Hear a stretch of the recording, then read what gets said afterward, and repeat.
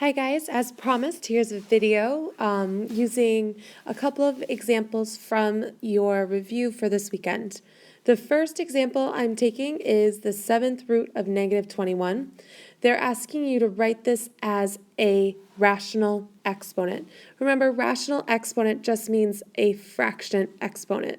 So if I have negative 21, taking the seventh root of that, that means my base is going to be negative 21. You do want to use parentheses to show that that was the thing inside of the radical symbol. And I'm going to raise that to the 1/7 power. Your index, the number on the inside of the radical symbol, should always match the denominator of the rational exponent. So the next problem I'm going to do is 4 to the 5 halves. So I want to write that in radical form.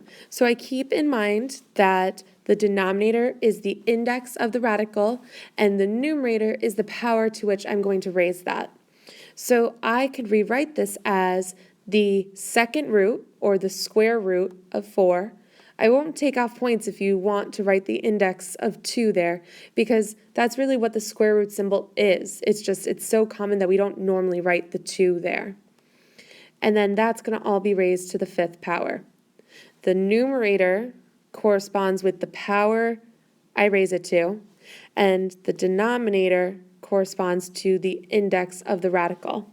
Keep in mind that this could also be written as the second root, the square root of 4 to the 5th power. These two are equivalent. If I had to, by hand, without a calculator, evaluate this though, I would do the square root of 4 to the 5th, because I know the square root of 4 right off the top of my head. That's 2 raised to the 5th power, which 2 to the 5th power is going to be 2 times 2 is 4, 4 times 2 is 8, 8 times 2 is 16, times 2 is 32. So 2 to the 5th is 32. So 4 to the 5 halves is the same as 32. Now 356 to the 5/9 power, if you're trying to evaluate that or get a numerical value, keep in mind there's a couple ways you could do this in your calculator. The first way is that you could type it into your calculator as 356 to the power of 5/9. If you do that, you need to make sure that you keep the power in parentheses, because remember, if you don't, PEMDAS is going to think that you're doing this portion first, the power first, and then divide it by 9, which we know you are not. So please make sure you put parentheses around the power if you choose to do it that way. The other way that you could do this is you could take the 9th root of 356 and then raise that to the 5th power if you chose to do so, because we know that this is the same as the 9th root of 356 raised to the 5th power. Either way, when you do that, you end up getting 26.15 approximately,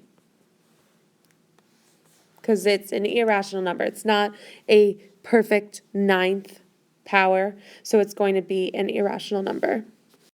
So to get x by itself in this problem, we need to start off by subtracting 17 from both sides to get the x cubed by itself. And we're left with x cubed equals 115. The final step to solve for x is to take the cube root of both sides. And I'm left with x is approximately, because we do have to round, 4.86. Now this is a type of problem that I don't need a plus or minus because the cube root is odd.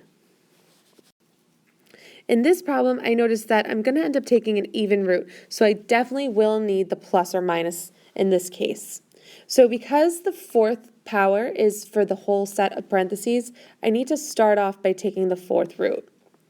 Remember, the 4th root and the 4th power are called inverse operations. So by taking the 4th root of the 4th power, I'm left with x plus 3. And then the 4th root of 362 is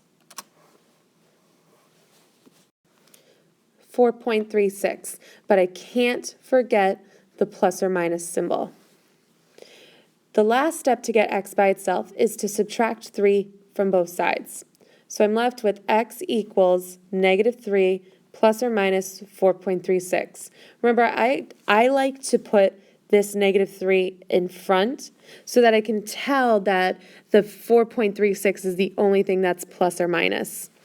From here, I am able to create two equations, the first being x is negative 3 plus 4.36, and the second is negative 3 minus 4.36. So I'm left with the possibility that x is positive 1.36 or x is negative 7.36.